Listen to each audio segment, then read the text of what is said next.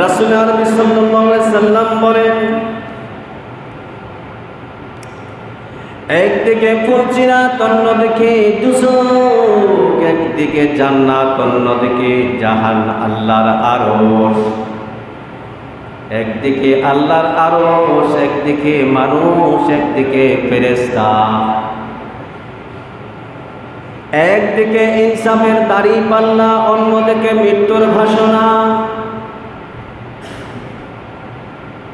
একদিকে মিজানের দাঁড়িপাল্লা, ওজনের দাঁড়িপাল্লা, আর একদিকে দেখা যায় মৃত্যুর ঘোষণা। দুনিয়ার জমিনের মধ্যে এক গ্রামের মধ্যে মানুষ মারা গেলে মাইকিং হয়, এলান হয়ে যায়, অমুক গ্রামে একজন মানুষ মারা গেছে, জানাজার জন্য প্রস্তুতি নাও। ঠিক কিনা? আল্লাহ রাব্বুল আলামিন পরকালের জন্য ঘোষণা দিচ্ছেন। একদিকে দাঁড়িপাল্লা, মিজানের দাঁড়িপাল্লা, অন্যদিকে আল্লাহ রাব্বুল আলামিন মৃত্যুর ঘোষণা দিচ্ছেন যে তাড়াতাড়ি ফেরেশতা যাও, তাদেরকে ধরে ধরে মিজানের পাল্লার কাছে হাজির করো। তাদেরকে মিজানের পাল্লার সামনে হাজির করার উদ্দেশ্য তাদের নেক আমল ওজন করা হবে। তারা 70-80 বছর হায়াতে জিন্দেগির মধ্যে কাটায় গিয়েছে, অনার্থক আমি আল্লাহ তাআলা তাদেরকে পাঠাই নাই। কারণ এদের মধ্যে কোনো উদ্দেশ্য লুকিত আছে যে আল্লাহ রাব্বুল আলামিন মৃত্যুর পরে একটা পরোয়ানা জারি হবে, তার সামনে একটা নোটিশ আসবে, ওই নোটিশ পরিমাণে তার একটা আল্লাহ তাআলা হিসাব নেবে যে তুমি 70-80 বছর হায়াতে জিন্দেগি তুমি কোন খাতে ব্যয় করেছো, এই হায়াতের হিসাব নেবে। রাসূল আরবি সাল্লাল্লাহু আলাইহি ওয়াসাল্লাম বলেন, আল্লাহ রাব্বুল আলামিন ডাক দিচ্ছেন এবং এলান দিয়ে দিচ্ছেন, তোমরা কোথায় আছো? মিজানের পাল্লার সামনে হাজির হয়ে যাও। তোমাদের নেক আমল আজকে ওজন করার সময় হয়ে গেছে। একদল যা হাজির হবে, কিছু সংখ্যক লোকে আমলের পাল্লা হালকা হয়ে যাবে, গুনার পাল্লাগুলি অনেক বেশি ভারী হয়ে যাবে। এই কারণে আল্লাহ এলান দিলে ও জাহান্নামের ফেরেশতা তাদেরকে হাতে পায়ে 70,000 শিকল তাদেরকে লাগাই দাও। তাদেরকে হাতে পায়ে 70,000 শিকল তুমি হাতে পায়ে লাগাই দাও। লাগাই দিয়ে শেষরায় টানতে টানতে জাহান্নামের মধ্যে দিয়ে দাও। রাসূল আরবি বলেন, উপর দিকে কদম তাদের, নিচের দিকে সের। উপর দিকে কদম তাদের, নিচের দিকে সের।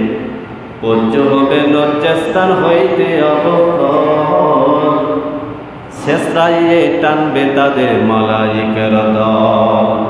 ফেরেশতারা বলবে তারা করছে জিনার কাজ, বিচার শেষে হইবে তারা কঠিন জাহান্নাম।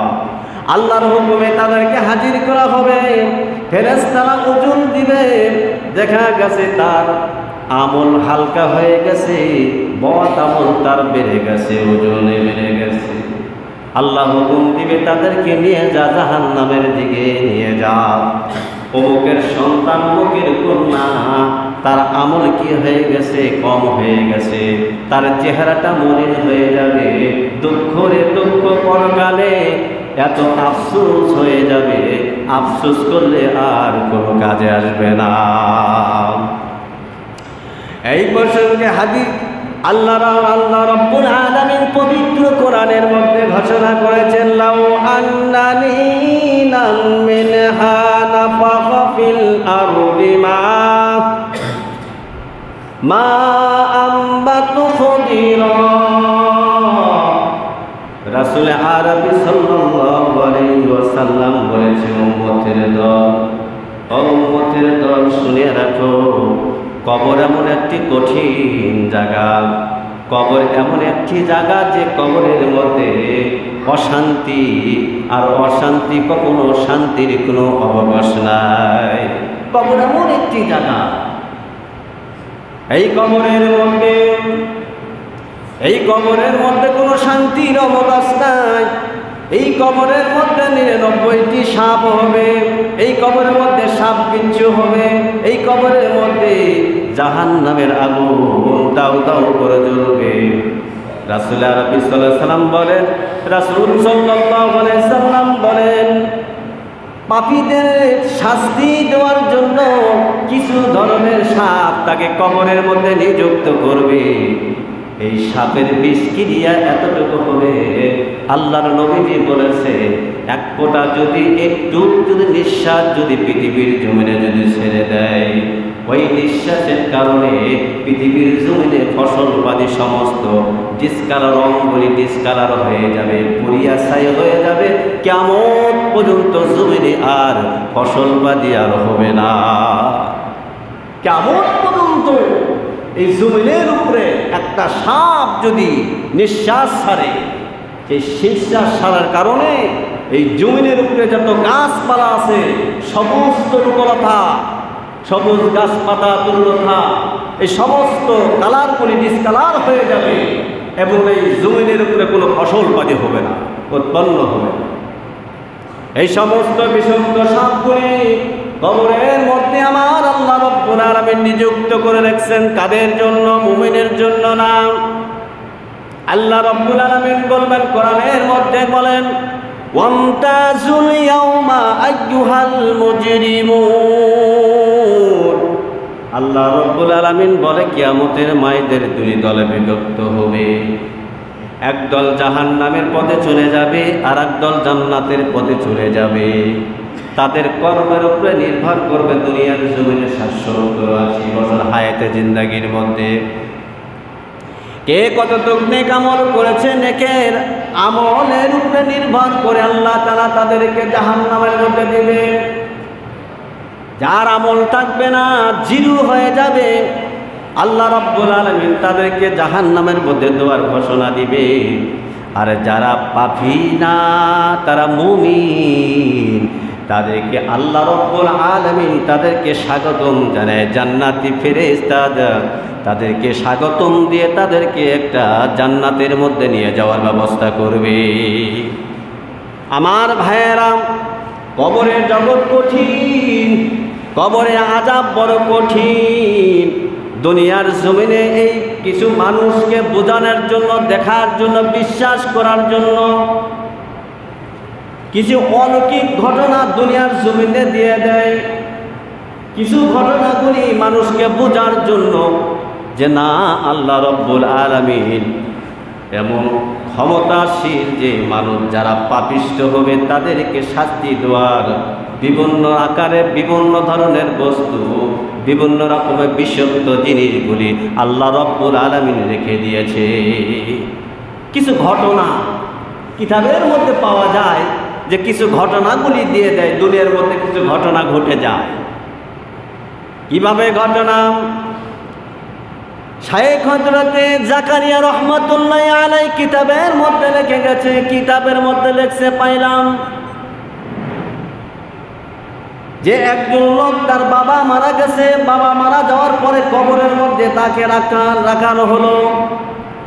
রাখতে গিয়ে তিনি বাবাকে কবরের মধ্যে রাখছে। রাখতে গিয়ে বাবার মাথাটা ঠিক করতে গিয়ে তার পকেটে ছিল টাকার একটা থলি। অনেকগুলো টাকা ছিল, তার পকেটের থেকে সরানোর তার খেয়াল ছিল না। ওই টাকার থলি এরকম পড়ে রয়েছে। কবর দোয়া দাফন কাফন সম্পন্ন শেষ, বাড়িতে চলে আসছেন। আসার পরে হঠাৎ করে খেয়াল হয়েছে যে টাকা তো কোথায়। স্মরণ হয়েছে বাপেকে কবরের মধ্যে রাখলাম, মাটি দিয়ে আসলাম, আমার পকেটে টাকার থলি ছিল, এতগুলো টাকা। নিজে আবার বাপের কবরের কাছে গিয়ে তারা আস্তে করে মাটি সরালো। মাটি সরাইতে না সরাইতে দেখি কবরের মধ্যে আগুন দাউ দাউ করে জ্বলতে আসে। আগুন দাউ দাউ করে জ্বলতে আসে। ওই দৃশ্যটা দেখার পরে বলে, দুনিয়ার মহব্বত আজ থেকে আমি ছেড়ে দিলাম, টাকা পয়সার প্রতি ভালোবাসা আমি কমাইয়ে দিলাম, দুনিয়ার সম্পদের দিকে কমাইয়ে দিলাম। কারণ টাকা পয়সা আজ আছে কাল থাকবে না, সব কিছু থাকবে, বাড়ি গাড়ি সম্পদ সব করে থাকবে, আমি থাকবো না। কারণ আমি যা কিছু করি ছেলের জন্য করি, মেয়ের জন্য করি, বিবের জন্য করি, আত্মস্বজনের জন্য করলাম। কিন্তু আজকে দেখা গেছে আমার নিজের জন্য কিছু করলাম না। আজকে বান্দা, আল্লাহর বান্দা যখন মরে যায়, দুনিয়ার জমিন থেকে নিঃশ্বাসটা যখন সরে চলে যায়, নিঃশ্বাস যাওয়ার সাথে সাথে তার পরকালের জগৎ তার জন্য শুরু হয়ে যায়, ঠিক কি না? মানুষ মরে যাওয়ার সাথে সাথে তার পরকালের জগৎ তার জন্য শুরু হয়ে যায়। কারণ দুনিয়ার জগৎ তার আর থাকে না। দুনিয়া যা কিছু আমল করে সব বন্ধ হয়ে যায়, আমলের দরজা বন্ধ হয়ে যায়, ইনকামের দরজাগুলি বন্ধ হয়ে যায়, মা ছেলে বাবা স্ত্রী পুত্রের প্রতি মহব্বত সম্পন্ন দরজা বন্ধ হয়ে যায়। এখন পরকালের প্রতি যা কিছু আসে সব কিছু হিসাব কিতাব নেওয়ার জন্য আমার আল্লাহ প্রস্তুতি করে রেখে দিয়েছে। এর নাম হলো পরকাল জগৎ। এর নাম কি? পরকাল। এই পরকালে কিন্তু আমারটা আমারই করতে হবে। আমি যতটুকু করেছি, যতটুকু আমল করে যাব, এই আমল আমার আপনার জন্য হবে। এটা আর কোনো ছেলে অংশীদার হবে না, আপনার বিবি অংশীদার হবে না, আপনার বাবা, আপনার মা, আপনার আমলের কোনো অংশীদার হবে না। দুনিয়ার জমিনের থেকে যদি 1 বিঘা জমি থাকে বাপের, ওই 1 বিঘা জমির উপরে 5 জন ছেলে অংশীদার হয়, ঠিক না? সব কিছু হয়। আর মারা যাওয়ার সাথে সাথে আপনি যতটুকু আমল করে যাবেন, ওই আমলের অংশীদার আর কেউ হবে না, আপনার একাই, ওটার ভাগ আর কেউ নাই। এই জন্য ভাইয়েরা আমার, দুনিয়াতে চলতে ফিরতে সব কিছু করতে হবে আল্লাহকে রাজি খুশি করার উদ্দেশ্য। রাসূল আরবি সাল্লাল্লাহু আলাইহি সাল্লাম হাদিস শরীফের মধ্যে বলেন, আল কবরু রাউদাতুম মিন রিয়াদিল জান্নাহ আও হুফরাতুম মিন হুফারিন নার আও কামা ক্বালান নাবিয়্যু আলাইহিস সালাতু ওয়াস সালাম। রাসূল আরবি সাল্লাল্লাহু আলাইহি সাল্লাম বলেন, কবরটা কারোর জন্য হবে একটি জাহান্নামের গর্ত, কারোর জন্য হবে জাহান্নামের একটি গর্ত, আর কারোর জন্য হবে জান্নাতের একটি বাগান। কবরটা কারোর জন্য জাহান্নামের গর্ত হবে, আর কারোর জন্য কবরটা হবে জান্নাতের বাগান। কারণ মানুষ যখন মারা যায়, তার আমলের দরজাগুলির সাথে সাথে বন্ধ হয়ে যায়, দুনিয়ার আমল আর তার সাথে যায় না। কে করবে? আপনি কোরআন খতম করতেছেন, কোথায় সে যায় মাসালা, আপনি নিজের মনের মধ্যে সান্ত্বনা দিচ্ছেন, আমার বাবা মারা গেছে, 40 দিনের খরচ করবেন। 40 দিন গরু কাটে খাওয়াইলেন, কোনো ফায়দা নাই। 40 দিন গরু কাটে হাজার হাজার মানুষকে খাওয়াইলেন, কোনো ফায়দা নাই। যদি আপনার বাবা যদি জাহান্নামী হয়, কোনো ফায়দা নাই, ঠিক কিনা? আর যদি আপনি 4 দিনকার খরচ করে আপনি খাওয়াইছেন, আপনার বাবা যদি আপনি জাহান্নামে হয়, কোনো ফায়দা নাই। আত্মস্বজনকে এরকমভাবে 100, 150, 200 জন আপনি খাওয়াইলেন, এর চেয়ে যদি আপনি মানুষকে না খাওয়াইয়া 10টা ইতিমকে নিয়ে এসে মাদ্রাসাকে তাকে যদি আপনি খাওয়াইয়ে দেন, দোয়া করবে, কোরআনে হাফেজকে নিয়ে এসে। আর যদি করেন না, আমি যে 2 লক্ষ টাকা খরচ করে আমি খাওয়াবো, কিন্তু আমি টাকাগুলি আমি খরচ করব না, আমি আমার বাবার জন্য আমি একটা মসজিদ এবং মাদ্রাসার জন্য আমি এটা একটা হাদিয়ে দিয়ে দিলাম। এটি কার্যকারী, এটা কি কার্যকারী? এই দানটা আল্লাহ রব্বুল আলামিন সুপারিশ করবে বান্দার জন্য। যদি টাকাটার মধ্যে সহি টাকা যদি হয়, হক টাকা যদি হয়, আর টাকা যদি ভেজাল হয়, আপনি যতই আপনি দান খয়রাত করেন নে বাবা, পরের হক নষ্ট করে যদি আপনি মাদ্রাসা করেন, আপনার জবাব ঠিকই আল্লাহর দরবারে দিতে হবে। আপনার ছাড় নাই, আপনার ছাড় নাই। হকুল্লাহর হকুল ইবাদ।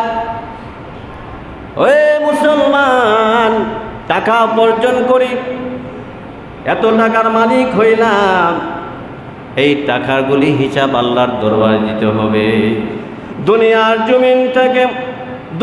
জমিনের কবর থেকে 50,000 মাইল দূরে হবে হাসরের ময়দান। 50,000 মাইল দূরে হবে হাসরের ময়দান।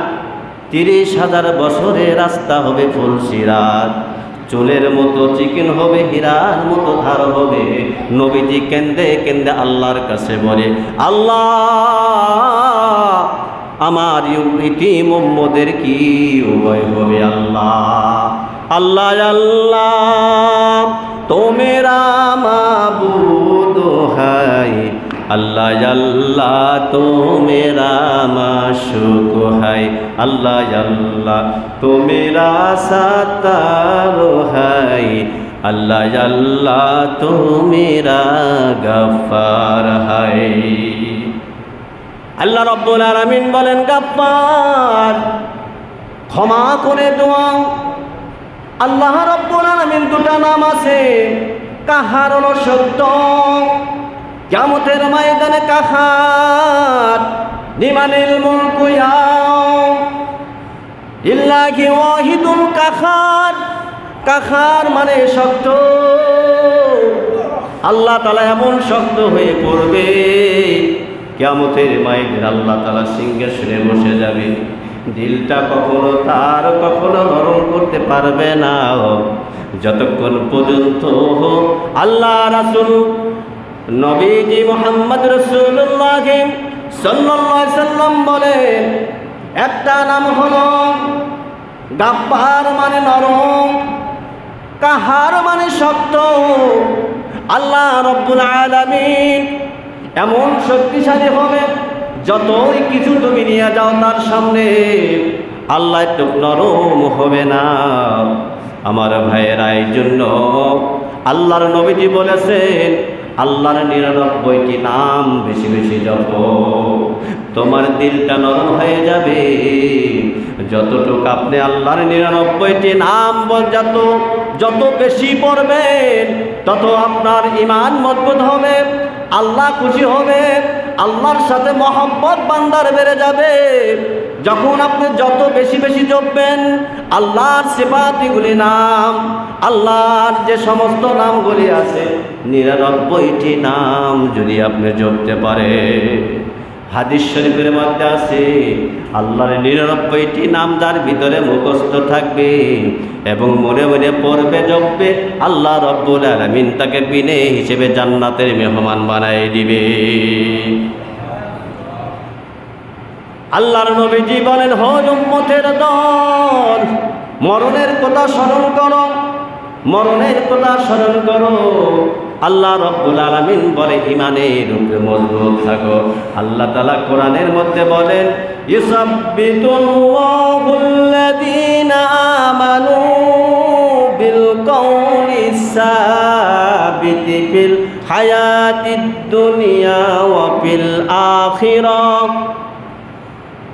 আল্লাহ রাব্বুল আলামিন বলেন, যারা ঈমান আমলের উপরে মজবুত থাকে, যারা ঈমান আমলের উপরে মজবুত থাকে, যারা ঈমান আমলের উপরে অটল থাকে, যাদের ভিতরে ঈমান আছে, যাদের ভিতরে আখলাক আছে, যাদের ভিতরে আল্লাহর ভয় আছে, তাকওয়া আছে, যাদের ভিতরে নবীর চরিত্রবান আছে, আল্লাহ রাব্বুল আলামিন ঘোষণা দিচ্ছেন, দুনিয়া আখিরাত এবং কালেমার উপরে ঈমান প্রতিষ্ঠাতা রাখবে, দুনিয়ার মধ্যে ঈমান প্রতিষ্ঠাতা রাখবে, কবরে যাওয়ার সাথে সাথে তার ওই ঈমানকে প্রতিষ্ঠাতা রাখবে। প্রতিষ্ঠাতা হলো কবরকে তিনি কায়েম করে নিয়েছেন, কবরে আমল সম্বন্ধে তিনি কায়েম করে নিয়েছেন।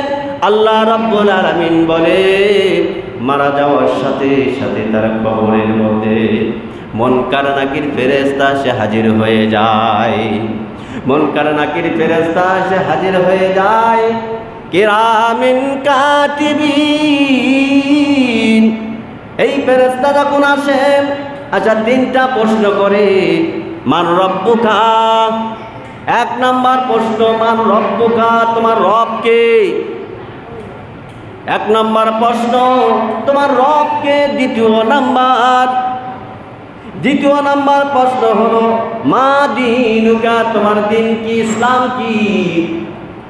তৃতীয় নাম্বার প্রশ্ন মান হাজার রাজুল, এই যে লোকটা বসা আছে এই লোকটাকে তুমি চিনো নাকি? এই লোকটাকে যদি যেই লোকটা যদি ইমানদার হয়, ইসাব্বিতুল্লাহু আল্লাযীনা আমানু বিল কওলিস সাবিতি ফিল হায়াতিদ দুনিয়া ফিল আখিরাহ, যদি তিনি সর্বসময় দুনিয়ার মধ্যে ৭০ হায়াতের বছরের জিন্দাগি তিনি কাটাই দিয়েছে, ইমানের দিকে খেয়াল রেখেছে, আমলের দিকে খেয়াল রেখেছে, তার চরিত্রের দিকে খেয়াল রেখেছে, তার আখলাকের দিকে খেয়াল রাখছে, আল্লাহর আযাবের দিকে ভয় করেছে, কবরের আযাব দিকে ভয় করেছে, তাকওয়া অর্জন করেছে, আল্লাহকে ভয় করেছে, আল্লাহ রাব্বুল আলামিন বলে তার জন্য কবরের ভিতরে 3টা প্রশ্নের জবাব তার জন্য আসান হয়ে যাবে। বলেন সুবহানাল্লাহ। একমাত্র শর্ত হলো আমার ইমানের উপর অটল থাকতে হবে। যার ইমান নাই তার আমল কবুল হয় না, যার ইমান নাই তার কখনো আমল আল্লাহর দরবারে কবুল হয় না। যার ইমান শর্ত হলো 1 নম্বর ইমান, আপনি কালেমা পড়ছেন, কালেমাওয়ালা মুসলমান, ইমানদার হতে পারেন নাই। আপনি যখন কালেমা পড়লেন এই কালেমার হাকিকত বুঝে আপনি আমল করবেন, আপনি মুমিন, এমন ইমানদার, আপনি মুমিন। আপনি কালেমা পড়ছেন লা ইলাহা ইল্লাল্লাহু মুহাম্মাদুর রাসূলুল্লাহ, আল্লাহকে সাক্ষী দিলেন আল্লাহ ছাড়া কোনো মাবুদ নাই, এটা বুঝলাম। কিন্তু এই কালেমার মধ্যে যত হাকিকত আছে বলেছে লা ইলাহা ইল্লাল্লাহু মুহাম্মাদুর রাসূলুল্লাহ, আল্লাহ ছাড়া কোনো মাবুদ নাই, এবং আল্লাহর যে সমস্ত হুকুমের বাহিরে যে কাজগুলি আছে, আল্লাহর যে হুকুমের বাহিরে যে সমস্ত কাজগুলি আছে, সাথে সাথে এই হুকুমের বাহিরের কাজগুলি তোমার ছেড়ে দিতে হবে, আর আল্লাহর হুকুম পরিপূর্ণভাবে আদায় করে নিতে হবে। নবীজির তরিকা অনুযায়ী আপনার আমল করতে হবে।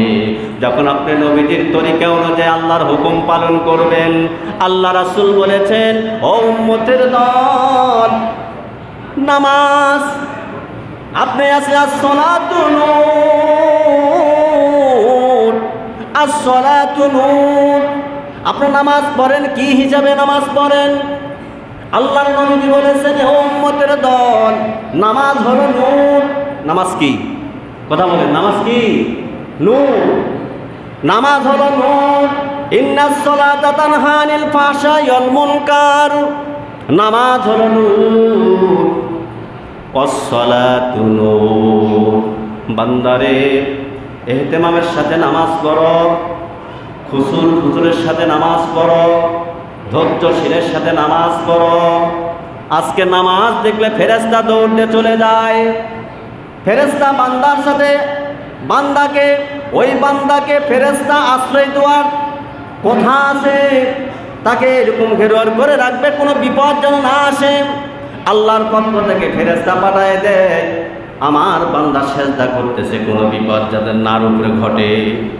আপনি দেখতেছেন না ফিলিস্তিনের অবস্থা, মানুষ সেজদা করতেছে গুলি, এমনও লোক আছে তার শরীরের পাশে গুলি পড়ে, তার শরীরের উপরে গুলি কোনো পড়ে না। ঠিক কিনা জোরে কও? এই হেফাজত করে কে? আল্লাহ। এই জন্য রাসূল বলেছেন as-salatu নূর, দুনিয়ার জমিনের উপরে আপনি নূর পয়দা করে নেন নামাজের মাধ্যমে, সৎকর্মের মাধ্যমে, ইখলাসের মাধ্যমে, তাকওয়ার মাধ্যমে।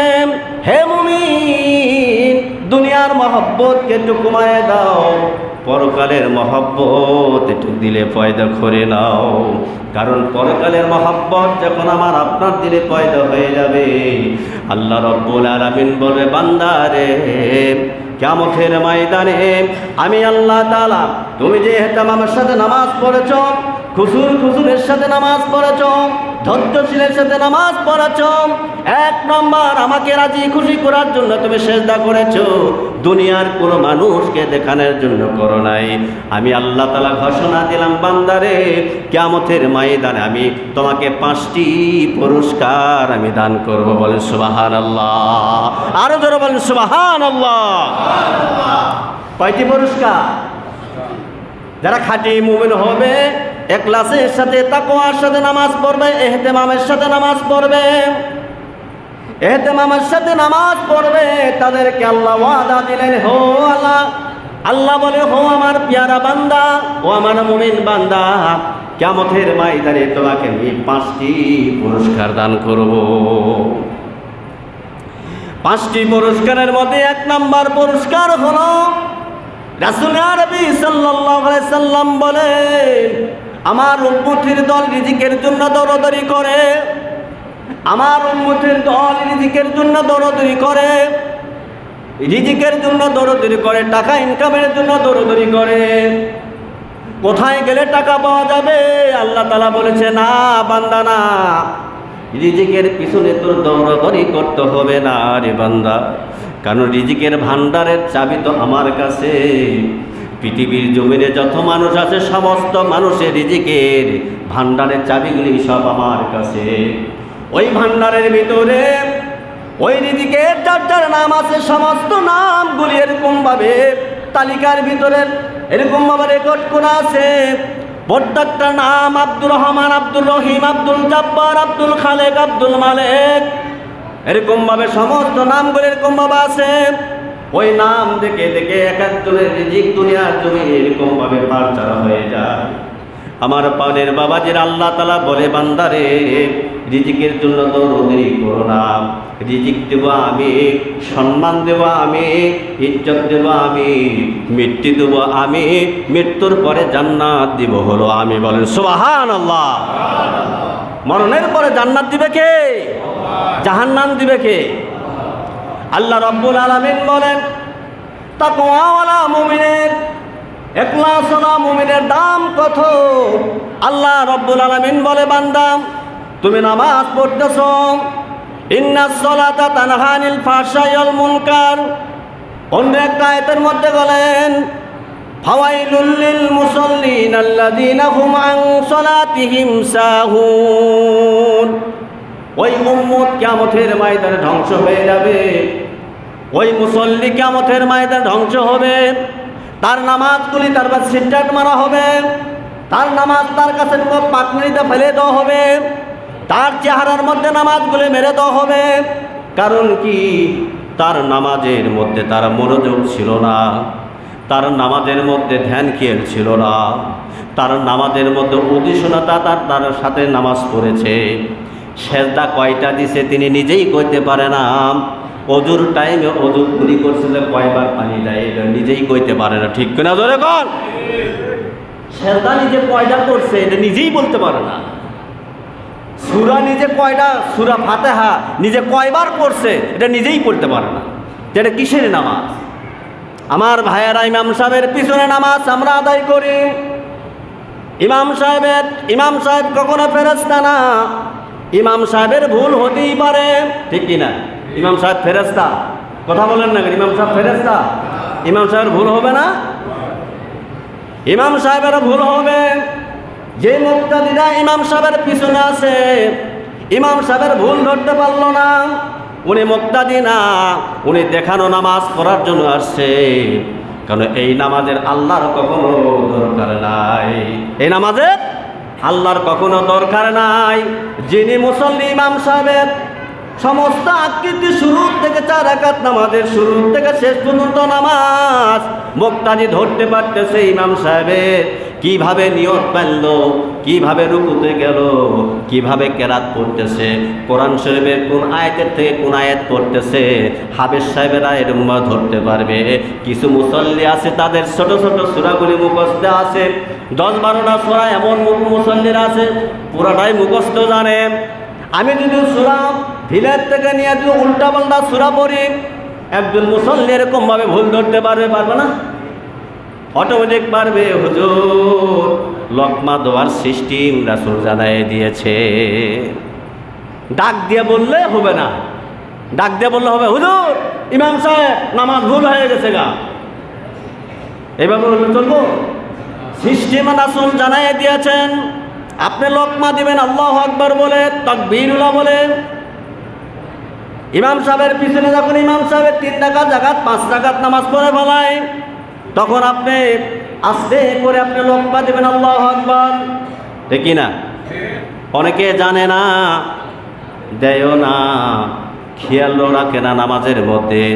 একটা যেহেতু বেহাজাল ইমাম, ইমামের পিছনে নামাজ পড়তেছি, আমার আবার কিসের খেয়ালের দরকার, ঠিক কিনা জোরে বলেন?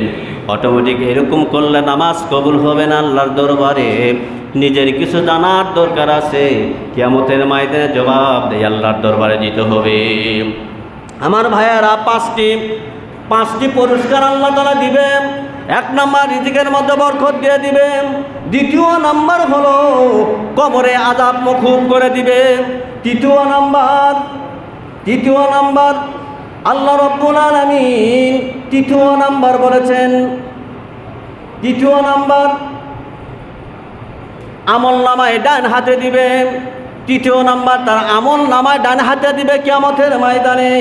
চতুর্থ নাম্বার, ফুলসিরাতের পুল 30,000 বছরের ফুলসিরাত হবে, চোখের বিজলির মতো আল্লাহ তাআলা পার করার তৌফিক দিয়ে দিবে। 5 নম্বর, আল্লাহ রাব্বুল আলামিন কাছে যদি আপনি পছন্দ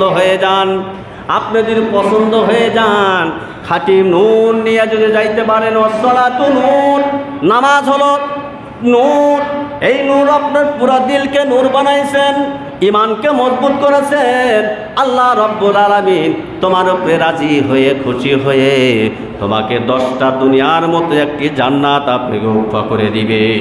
বলেন সুবহানাল্লাহ। তাহলে 5টি পুরস্কার আল্লাহ রাব্বুল আলামিন আমাদেরকে নিজ হাতে দিয়ে দিবেন, যদি আপনার নূর হয়ে নামাজের মতো নামাজ আপনি আদায় করতে পারেন। ধ্যান খেয়াল ঠিক রেখে আপনি নিজে নামাজ পড়তেছেন, সেজদা কয়টা দিচ্ছেন আপনার কোনো খবরই নাই। পরে আবার আইসা ইমাম সাহেবের কাছে জিজ্ঞাসা করতেছেন, হুজুর আমি 3টা সেজদা দিলাম না 5টা দিলাম, এই সন্দেহ যদি হয় তা নামাজ হবে না, কি করব? এইভাবে সন্দেহযুক্ত নামাজও আল্লাহর কাছে পছন্দনীয় না। আল্লাহ রাব্বুল আলামিন সহি তরিকা আল্লাহর হুকুম পালন করার তৌফিক দান করুক। ওয়া মা তৌফিকি